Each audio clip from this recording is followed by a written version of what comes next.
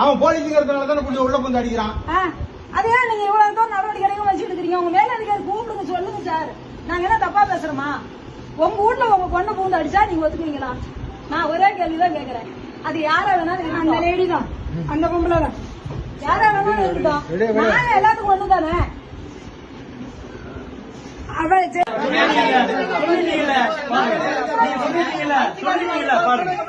நீங்க சொல்லிட்டீங்கல்ல, ரிமாண்ட் பண்ணாம நீங்க வைங்க சொல்லிட்டீங்கல்ல.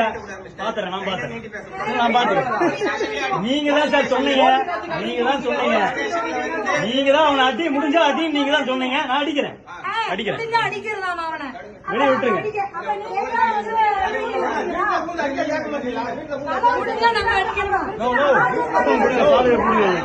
அவ்வளவு பெரிய கோமாளி நாங்க இல்ல. நாங்க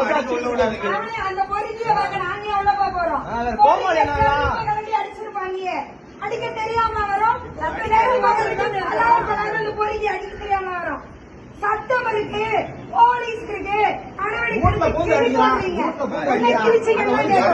அப்படிதான் என்ன ஒழுங்கா பேசுறதா? எப்படி ஒழுங்கா பேசுறது?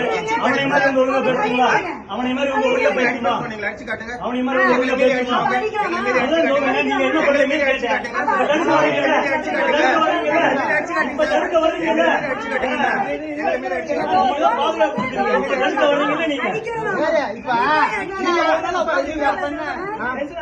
இப்ப தடுக்க வர்றீங்கல்ல, இப்ப தடுக்க வர்றீங்க நீங்க. இப்ப தடுக்க வர்றீங்க அவனைய.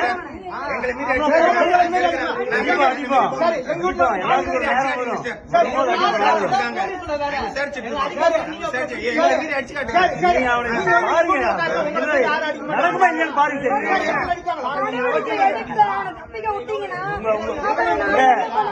உங்க மோட்டிவேஷனே இதுதான்.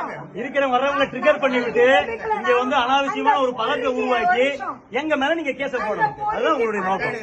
ஆமா, எடுத்து பாருங்க. பொய்யா பேசிட்டு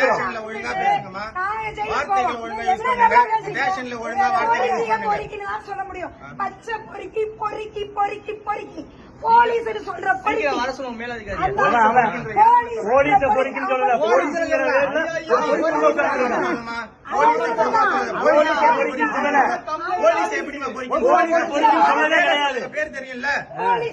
அந்த போலீஸ் பொறுக்கிதான், போலீஸ் தான், அந்த போலீஸ் பொறுக்கிதான், அவன் பொறுக்கிதான், போலீஸ் பொறுக்கிதான்.